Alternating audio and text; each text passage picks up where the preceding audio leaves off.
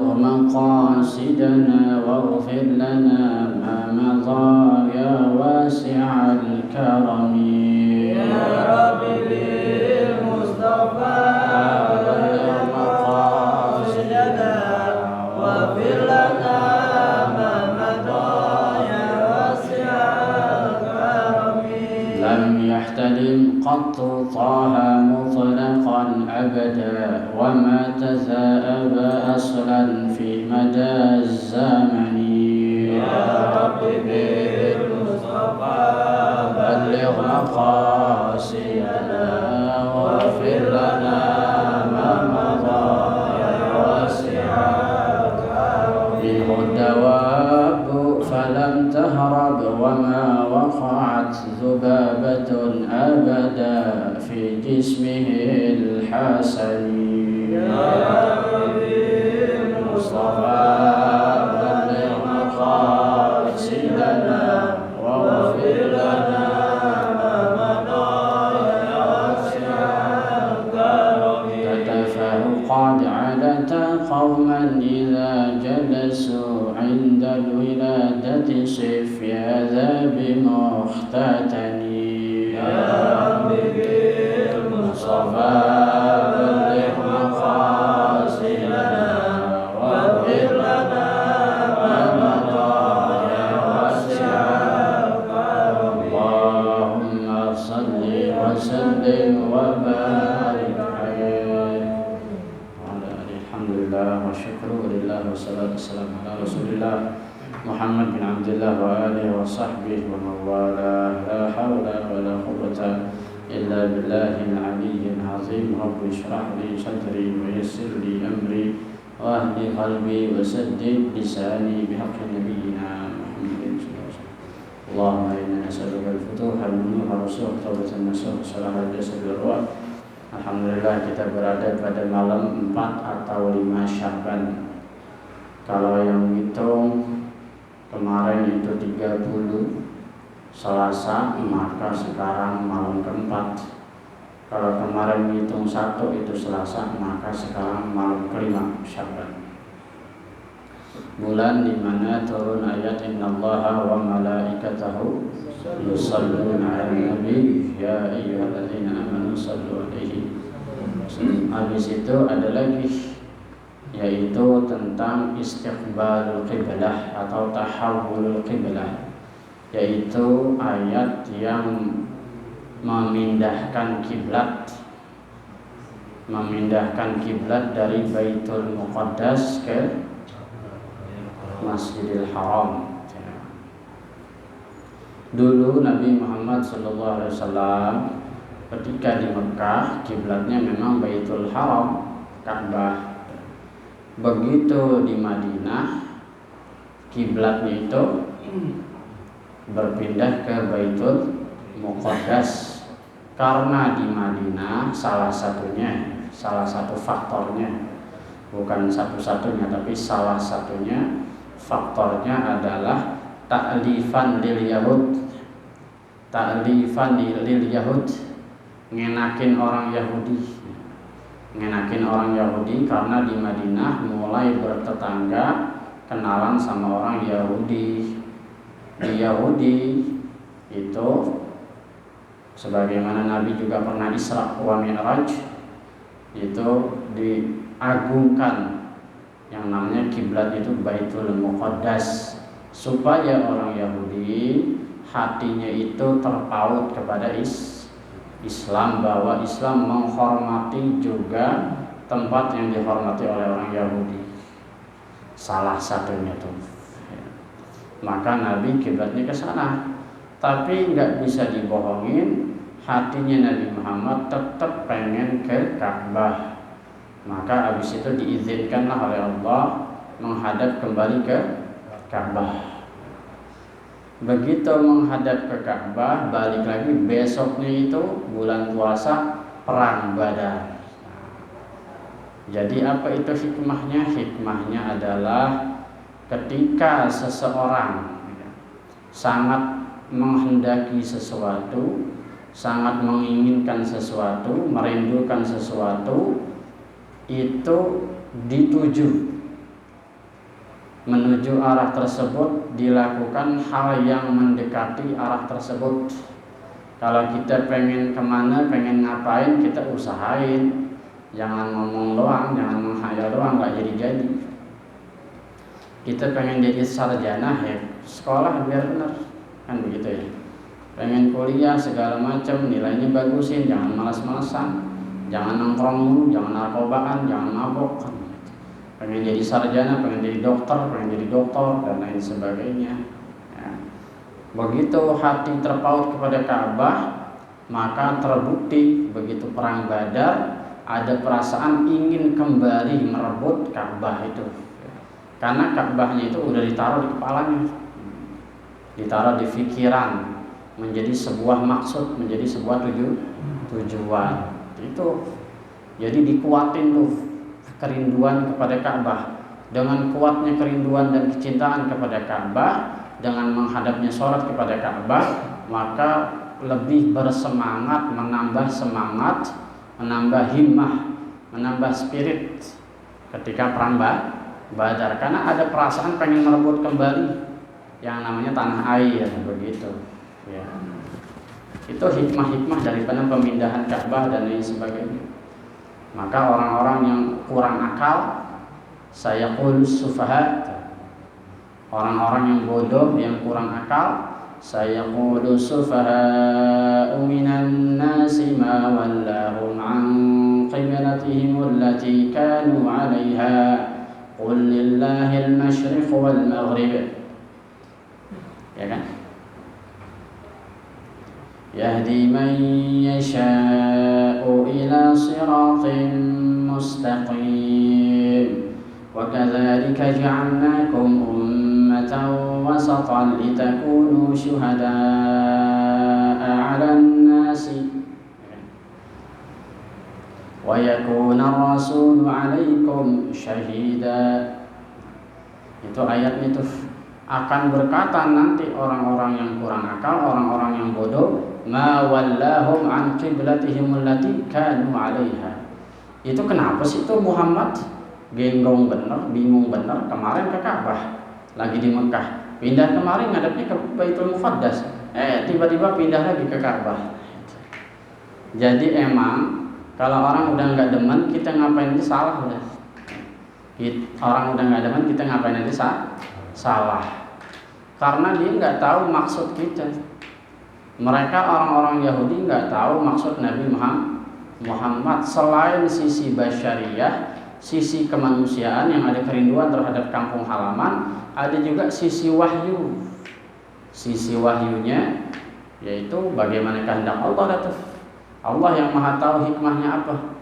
Salah satu hikmahnya ya tadi, salah satu hikmahnya adalah kemenangan. Makanya nanti di akhir-akhir ada yang namanya Fathu Makkah. Karena memang rumah tersebut rumah Allah, haram di dalam rumah Allah itu ada musyrik, ada kemusyrikan, ada berhala. Makanya nanti di Fathu Makkah itu innamal musyrikuna najisun. Kasar tuh kan. Innamal musyrikuna najisun atau najas. Fala yaqrabannal masjidal haram ba'da amihim hadza. Maka jangan lagi ada setelah Fathu Makkah ini orang-orang musyrik yang ada di sekitar Baitul Haram ba'da amihim hadza, setelah ini, setelah di Fathu Makkah. Maka Nabi tawarin, siapa yang masuk rumah Abu Sufyan aman, siapa yang masuk rumah tokoh-tokoh dah pokoknya aman. Diusir secara halus, yang mau menyerahkan diri secara damai keluar. Yang masih tetap dalam keimanannya, ya silakan berlindung di tempat-tempat yang kira-kira bisa berlindung. Nabi nggak bawa senjata karena memang niatnya haji. Tapi pada akhirnya semua orang Islam dengan sendirinya, baik secara benar-benar ataupun secara terpaksa. Ya namanya juga terpaksa, ya begitu dah, ninggalin bekas. Makanya ada aja tuh turunan-turunannya yang masih fasik, yang masih munafik, ya begitu dah, emang dari dulu orang Mekah begitu ya. Demikian bedanya orang yang masuk Islam karena cinta kepada Nabi dengan orang yang tidak cinta kepada Nabi. Makanya kita orang-orang yang beriman, innallaha wa malaikatahu yusholluna 'alan nabi Nggak pernah putus yang namanya Allah dan malaikat itu bersolawat, nggak pernah putus. Yusalluna itu maknanya istimrar, senantiasa. Jadi nggak ada waktunya. Lu maulidan mulu, maulid cukup setahun sekali. Nah itu Allah nggak ada waktunya namanya solawat. Iya tapi kan itu dalilnya bukan dalil buat maulid. Iya tapi kan isi maulid itu ujung-ujungnya sholawat. Jangan kata Allahumma sholli, nyebut nama Muhammad aja udah sholawat. Kita nyebut nama Nabi nih Muhammad, itu udah sholawat, udah bentuk daripada sholawat. Salah satu sholawat juga itu juga kalimat Bismillahirrahmanirrahim. Itu bentuk sholawat Allah juga. Karena dengan Bismillahirrahmanirrahim itu berarti suatu kesaksian bahwa semua yang kita makan, yang kita minum, yang kita pakai berupa rezeki itu atas nama Allah yang Rahman dan Rahim. Apa sebab itu turun Bismillahirrahmanirrahim? Ya karena Nabi Muhammad. Kalau nggak ada Nabi Muhammad nggak diturunin itu Bismillahirrahmanirrahim, ya kan? Apa buktinya begitu? Buktinya hadis Nabi, ya kan? Sesungguhnya aku diberi khususan oleh Allah bisab'il mathani, bisab'in minal mathani. Aku diberi khususan oleh Allah dengan 7 ayat yang diulang-ulang. Ayat Al-Fatihah. Dan kita sepakat Al-Fatihah bagiannya salah satunya Bismillah. Kalau kata orang dulu bukan Bismillah, Bismillah. Kalau ngitung Bismillah maka siratal ladzina an'amta 'alaihim itu ayat ke-7. Tapi kalau ngitungnya dari Alhamdulillah itu ayat 1, maka ghairil maghdubi itu ayat ke-7. Siratal ladzina an'amta 'alaihim itu ayat 6. Begitu dalam tafsir Jalalain. Jadi orang mau baca bismillah kayak mau kagak kayak semuanya benar. Semuanya benar. Secara halus itu semuanya benar karena masuk kamera nih. Kalau masuk kamera kasar lagi. Nah itu sebagian pengetahuan tentang bulan Sya'ban. Apa sih artinya Sya'ban? Sya'ban itu ada kitab namanya Syu'bul Iman. Syu'bun itu cabang. Ibarat pohon itu ada rantingnya. Jadi Sya'ban itu diibaratkan cabang atau jalan yang banyak. Kan ada lagu banyak jalan menuju Roma. Artinya di bulan Sya'ban itu banyak jalur kebaikan yang bisa kita pakai, bisa kita latih sebagai pelatihan menghadapi bulan Ramadan. Banyak, salah satunya puasa. Nabi tidak berpuasa terbanyak kecuali di bulan Sya'ban selain dari Ramadan. Jadi latihannya Nabi dari sekarang. Kalau kita kagak tanggal 1 Ramadan baru latihan, dia pantas kelaparan. Kalau Nabi dari sekarang nih puasa dari kemarin dari Rajab malah itu. Begitu juga yang lain. Sholat apa? Sholat awabin udah dilatih tuh kemarin bulan Rajab. Sholat 6 rakaat pada maghrib udah latihan udah itu. Siap-siap mau terawih. Karena terawih itu paling minimal banget di atasnya 6 tadi, yaitu 8 tuh minimal. Paling banyak berapa? Nah, kita 33. Paling banyak itu 63 rakaat. Mazhab Imam Malik. Imam Malik itu tarawihnya berapa? 60 rakaat plus 3 witir. Jajarin dah tuh. Kalau kita ngakalin cari mall yang masjidnya sholat 8 itu kan boleh, emang boleh. Saya mau bilang kagak. Sholat tarawih di dalam kitab At-Taqriratus Sadidah fil Masailil Mufidah, karya murid daripada Habib Zain bin Smith, ulama Madinah, masih habaib. Lahirnya di mana tuh Habib Zain? Lahirnya di Kebon Kacang tuh Tanah Abang. Sekarang tinggalnya di masjid sekitar Masjid Nabawi. Habib Zain bin Smith. Itu kitabnya At-Taqriratus Sadidah fil Masailil Mufidah. Boleh enggak sholat tarawih 2 rakaat? Boleh. Jadi minimal sholat sunnah itu termasuk tarawih itu 2 rakaat. Rakaat paling banyak kalau kita 20, Imam Malik 40 sampai 60. Paling banyak lagi tak terhitung. Nah, itu. Tak terhitung kalau punya banyak waktu. Jadi boleh dia 2 rakaat. Alhamdulillah dapat lagi dalil baru. Nah, 2 rakaat boleh. Ya. Daripada kagak sama Oh itu mah kagak nih. Aduh 20 kagak, 8 nggak sempet dah, biarin dah lewat dah, kebangetan tuh.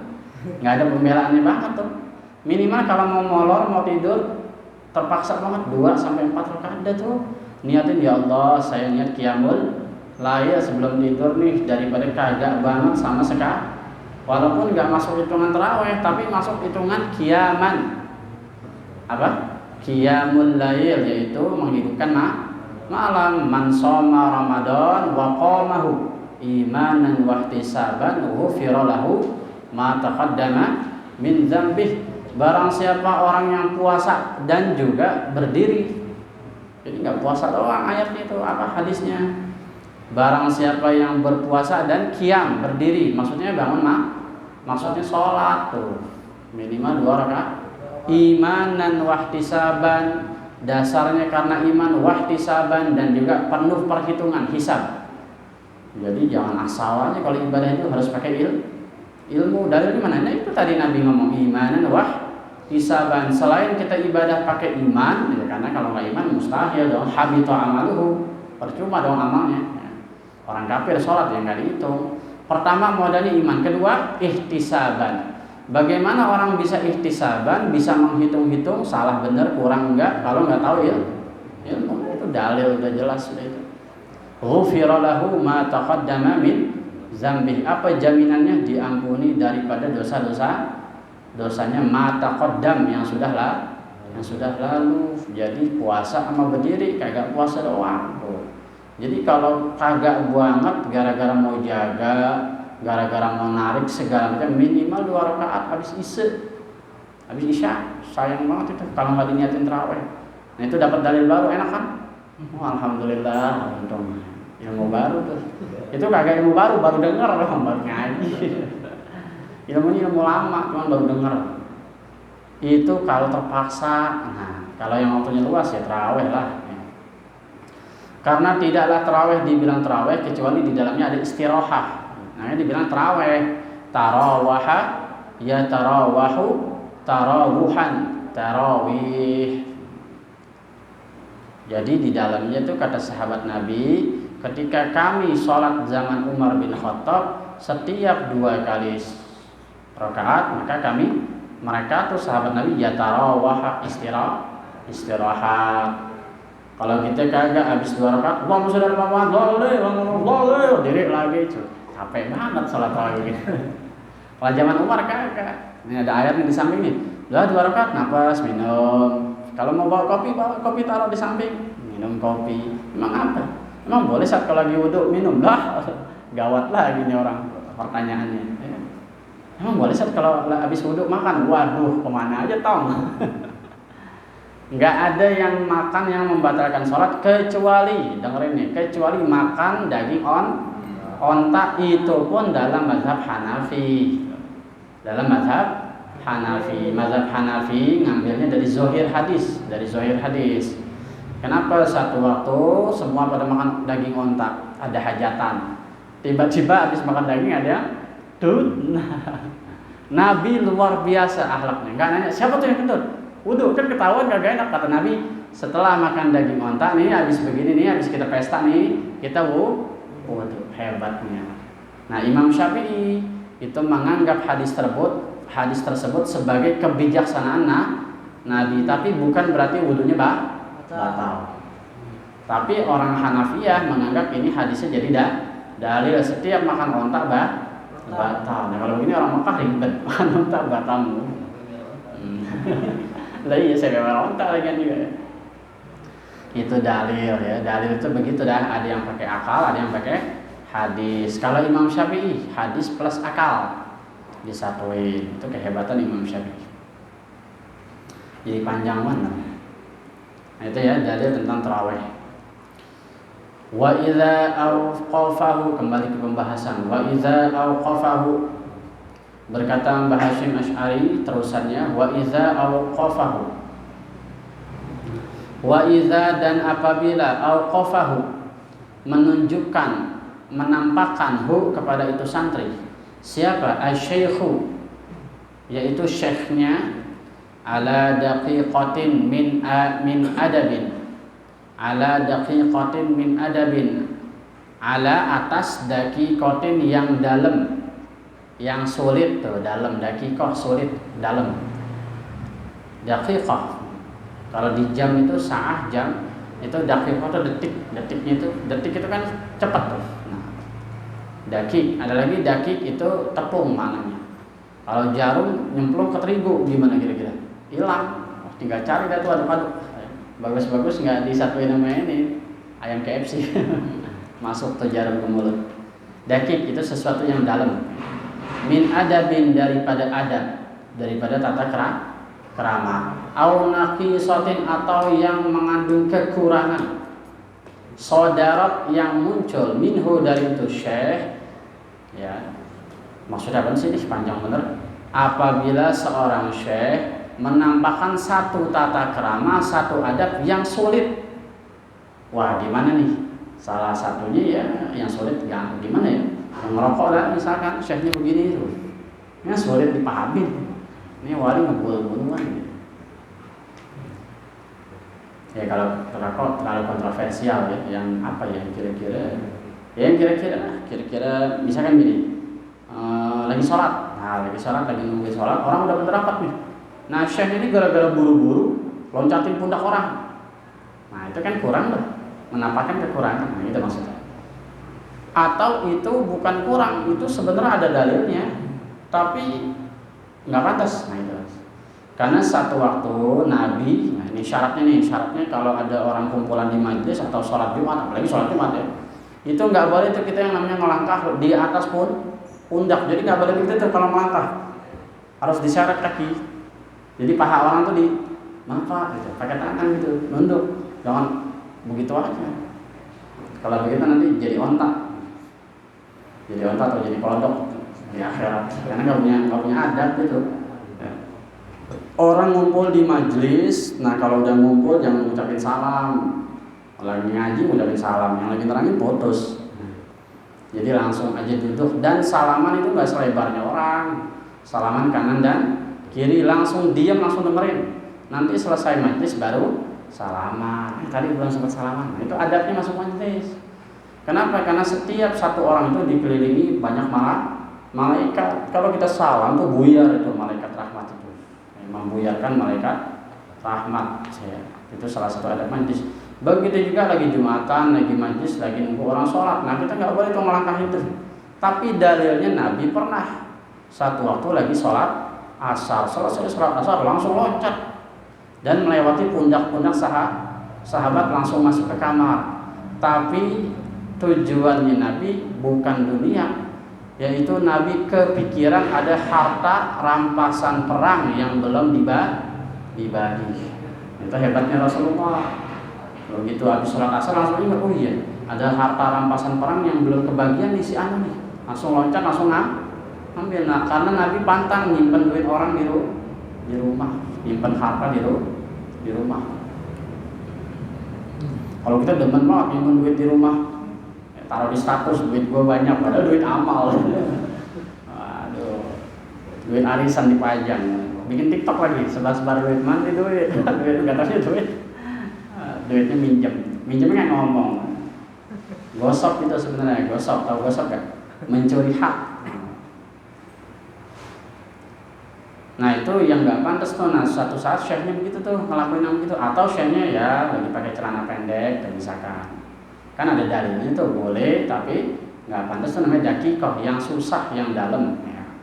Au naqisatin, atau menampakkan kekurangan, ya misalkan ya syekhnya nggak pakai baju misalkan, atau ngeludah di depan rumah, itu kan nggak boleh ya, pantang tuh.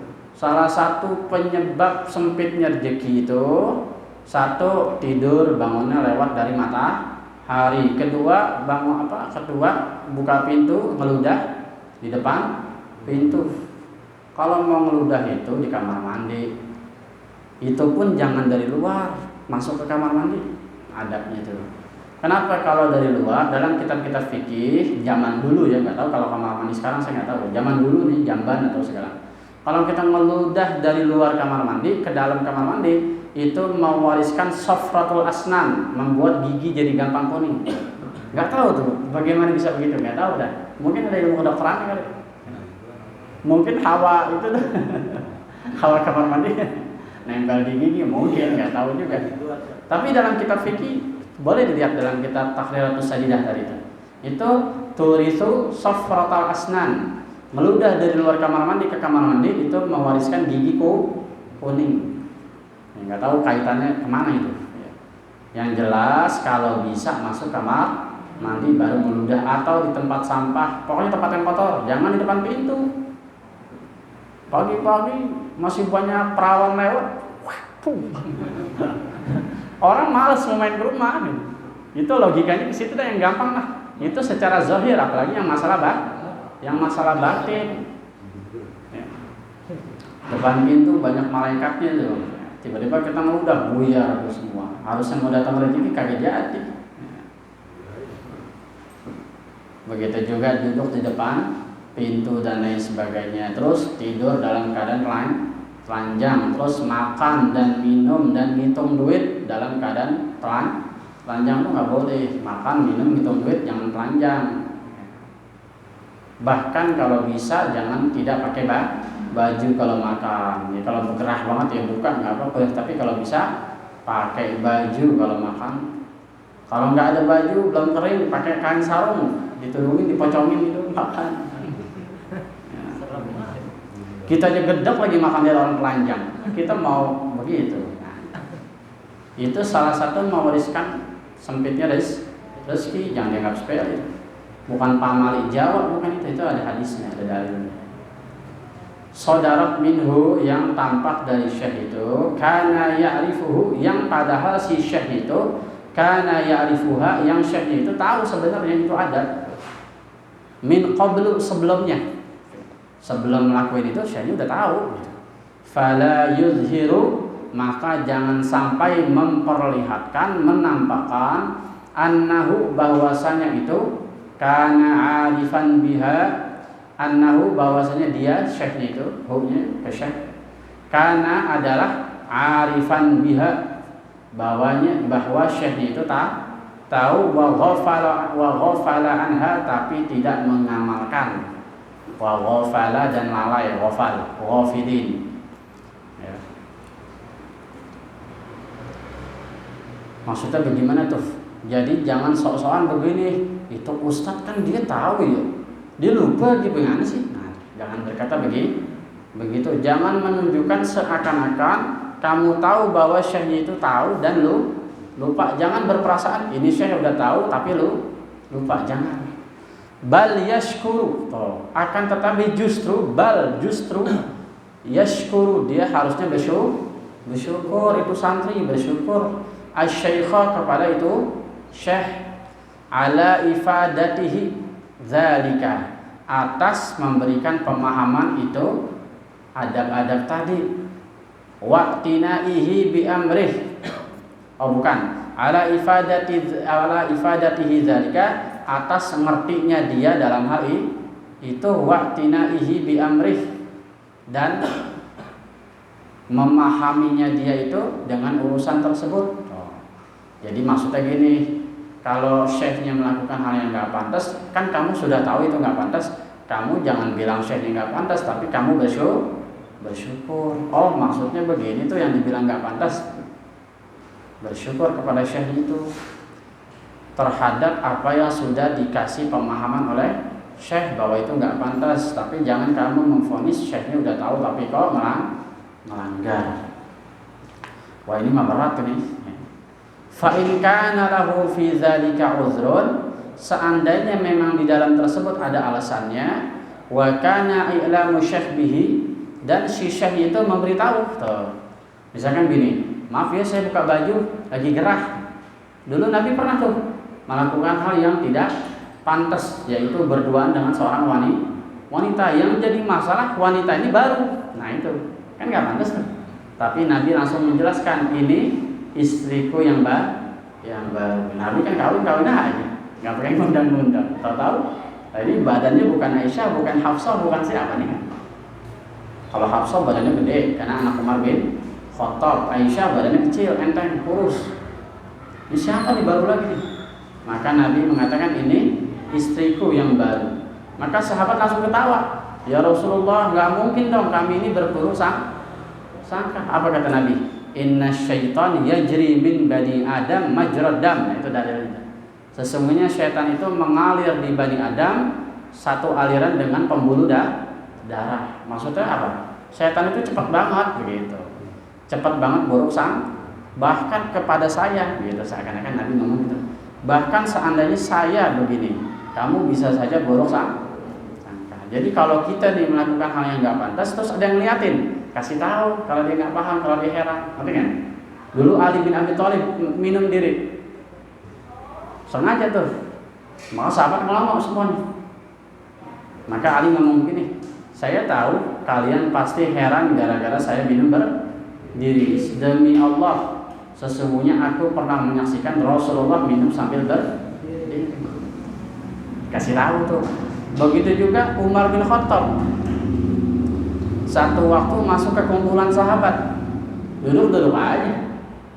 Sahabat yang lain ngomong, Umar bin Khattab paham. Kamu nungguin saya ngucapin salam kan? Ngerti nggak? Maka kata Umar bin Khattab gini, kalau saya terus yang datang, sementara kalian terbiasa nunggu, ini udah jadi khalifah ya kan? Kalau jadi khalifah ditungguin kan? Nah kalau saya terus yang ditungguin, terus saya ngucapin salam, itu artinya saya lebih utama dari kalian. Saya pengen sesekali kalian lebih utama dari saya. Akhirnya ada yang jawab, bisa aja Umar bin Khattab ngeles. Tapi emang bener sengaja itu. Jadi kalau ngakuin hal yang gak pantas, kita kasih tahu. Nah itu ya.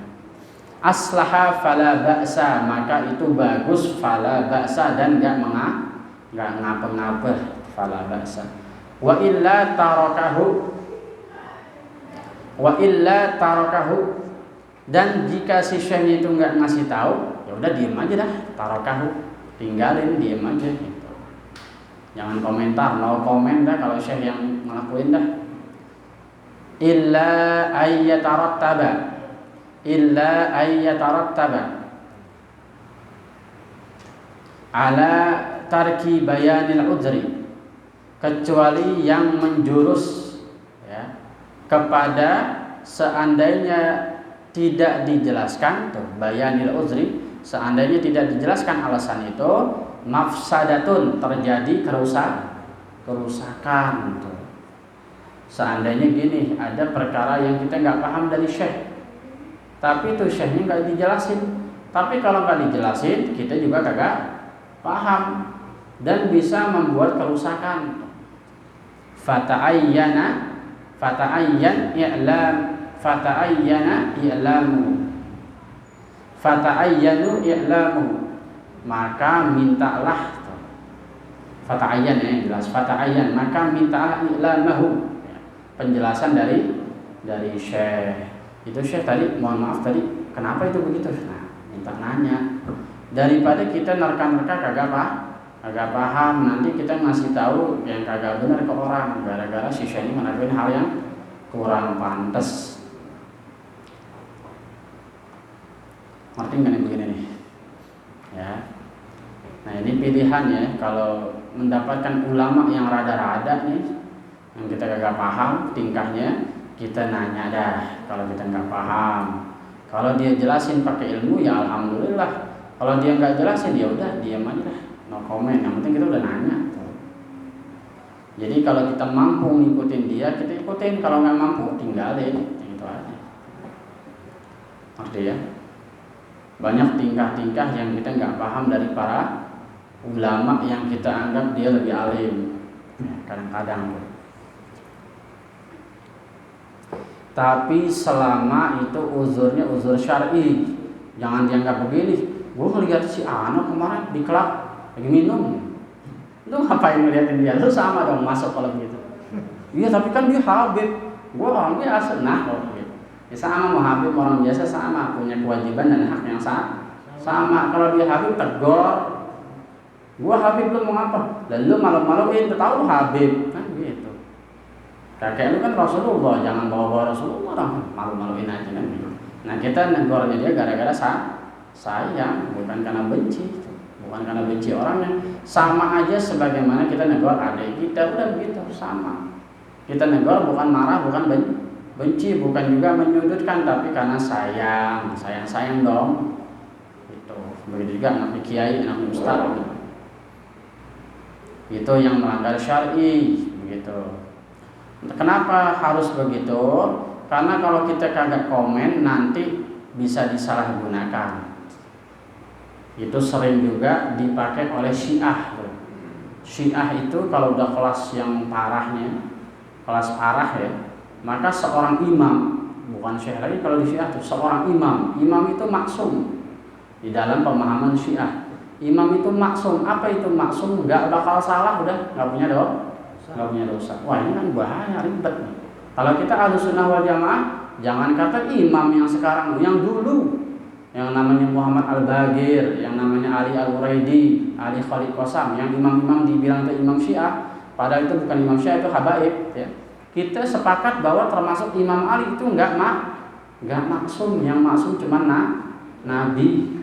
Sahabat selain Nabi tidak maksum. Jadi bisa saja berbuat dosa. Itu aman udah gitu. Kenapa? Itu lebih wajar, lebih relevan. Kalau kita berpikiran begitu, ketika terjadi dua pertempuran, yang satu hak, yang satu batil, kita bisa milih mana hak, mana batil, mana yang diambil, mana yang tidak diambil.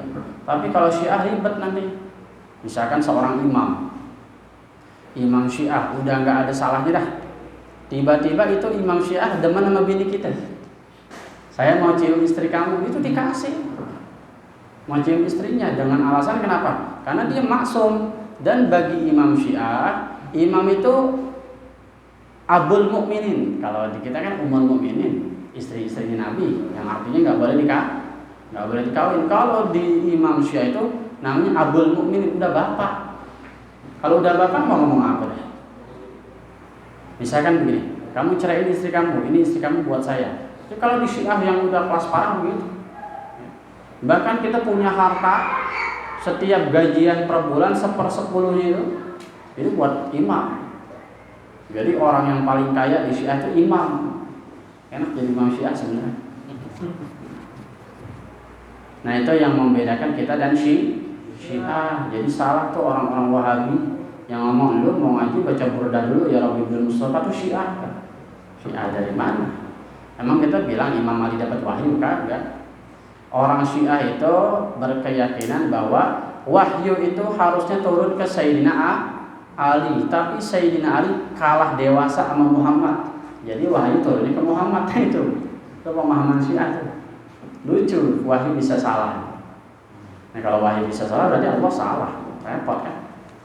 Itu yang membedakan kita dan Syiah, dan banyak lagi yang dari itu. Nah kalau kita kagak, Abu Bakar Siddiq tetap khalifah nomor 1, Umar nomor 2, Utsman nomor 3, Ali nomor 4, Hasan nomor 5, udah itu. Kalau Syiah enggak, harusnya Ali yang jadi khalifah. Itu membedakan Syiah. Walaupun kita dan Syiah sama-sama ila hadratin Nabi, sama-sama tawasul, sama-sama baca kunut, sama-sama baca maulid, tapi maulidnya Syiah dan maulidnya kita beda. Kalau maulidnya Syiah itu maulid nyaru. Kalau dia udah di kandangnya, dia kagak kayak kita baca maulid. Nggak ada tuh yang namanya barzanji situ, nggak ada Syiah itu. Jangan dipikir itu apa. Saya pernah ikut seminar di Al-Irsyad. Al-Irsyad itu yang punya keluarganya, ya ente tahu dah, mantan gubernur. Itu Al-Irsyad. Itu kata orang Al-Irsyad begini, tahu nggak itu rebana tuh? Itu rebana tuh orang-orang yang salawat itu gerbangnya Syiah. Jadi kalau caranya Syiah tuh katanya tuh kedoknya pakai rebana, orang ngajak orang salawatan. Makanya orang yang demen sama rebana tuh nanti kejaring sama Syiah, begitu katanya. Ya, pokoknya kalau yang salawatan udah Syiah aja kan. Kalau kata orang Al-Irsyad. Makanya saya rada-rada heran kalau yang demen banget sama dia. Ya, biasa-biasa aja, nggak ada yang benar-benar agamis. Yang namanya orang lagi politik semuanya agamis, jangan ada yang percaya satupun.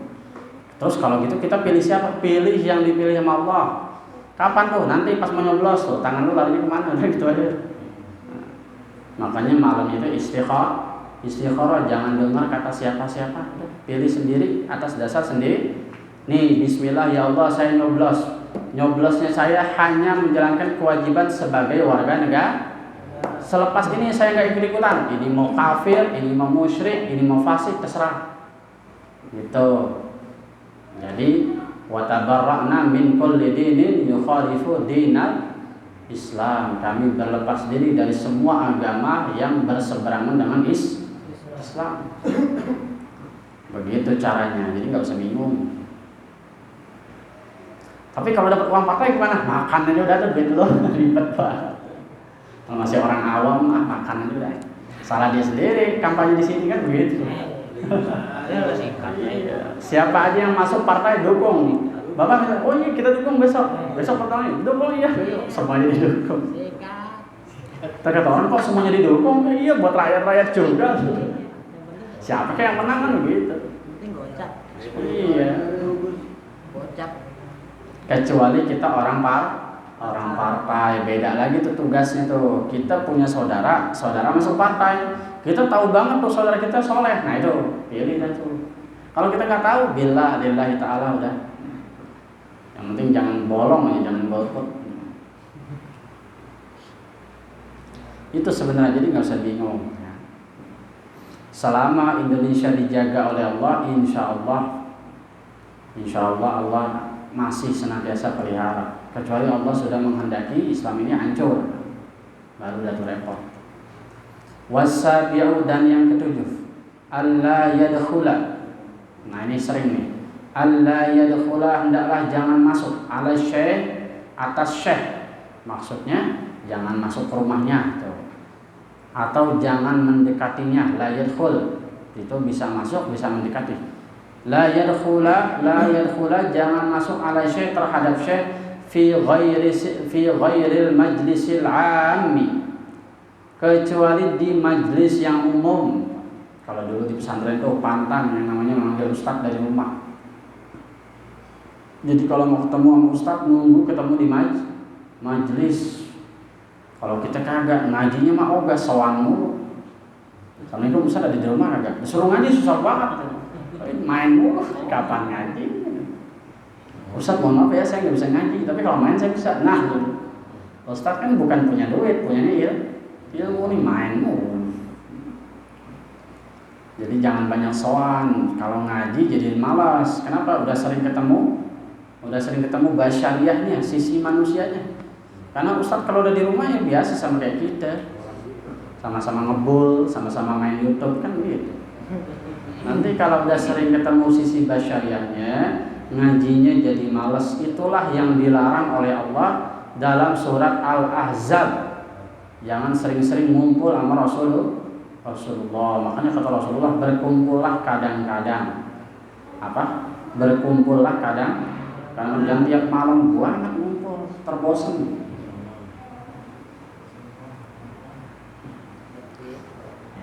Fi ghairil majlisil am, jangan masuk kepada syekh atau memulai pembicaraan kecuali ketemunya di majlis yang umum. Jangan nyamperin ke rumahnya.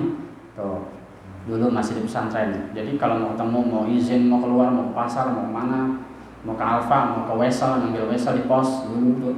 Jangan Wesel, belum ada transfer belum. Masih langka.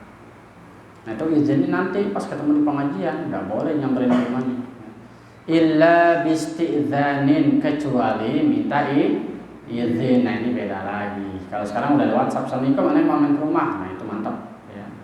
Sawaun kana syekh wahdah, baik syekhnya itu sendiri ya, sawaun sama saja, kana syekh wahdah, baik syekhnya lagi sendirian, au kana ma'ahu ghairuh, atau lagi sama orang. Jangan nyampur aja. Fa in ista'dzana, seandainya diizinkan, bihaitsu ya'lamu syaikhu. Fa in ista'dzana, seandainya dia minta izin tuh.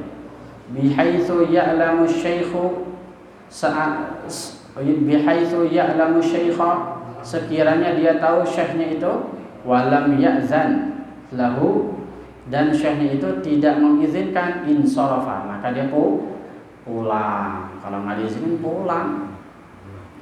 Maafnya lagi kagak bisa, pulang. Wala yukarriril isti'dzan, jangan ngulang-ngulang minta izin.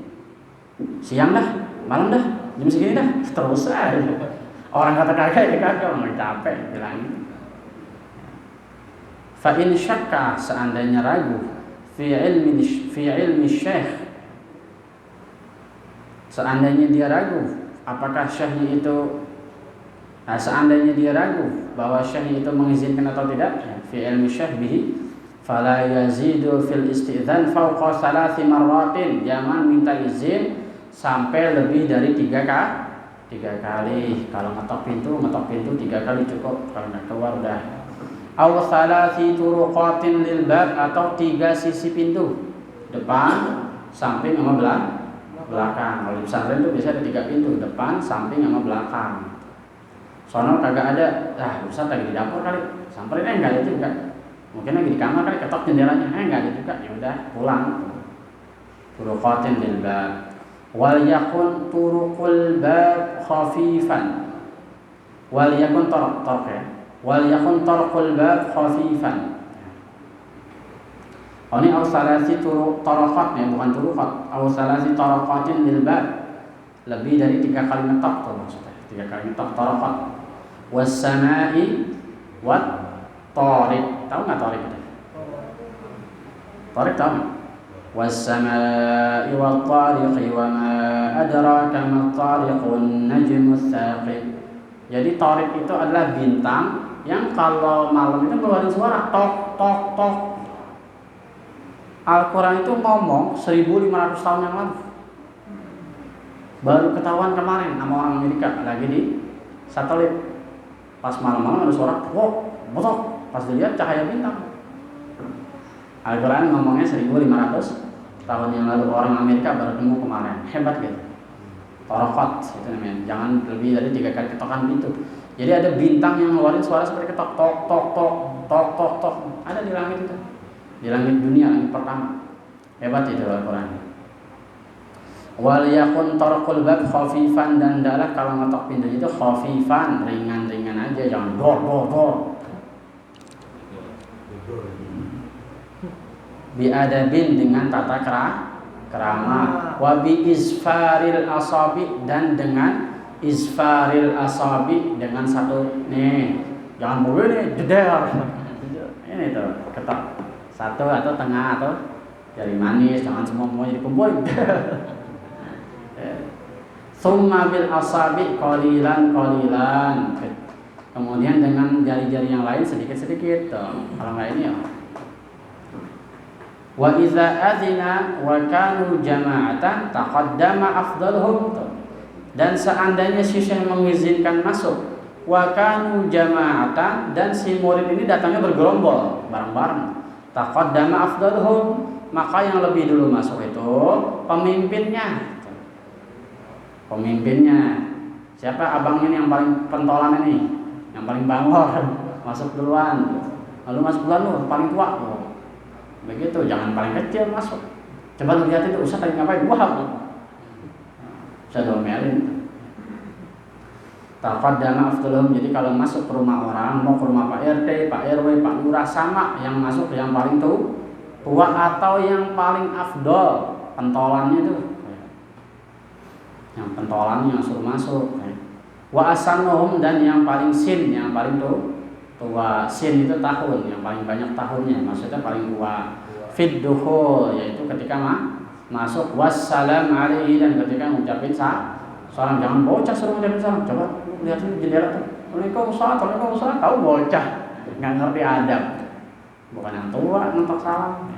Tsumma sallama alaihi ala afdal fal afdal. Kecuali kemudian salaman satu persatu dari yang tua, kemudian yang tua, yang lebih muda. Tuh. Itu adabnya, wallahu a'lam bishawab. Al-Fatihah. Iyyaka na'budu wa iyyaka nasta'in. Shiratal mustaqim, shiratal ladzina an'amta 'alaihim ghairil maghdubi 'alaihim waladdallin.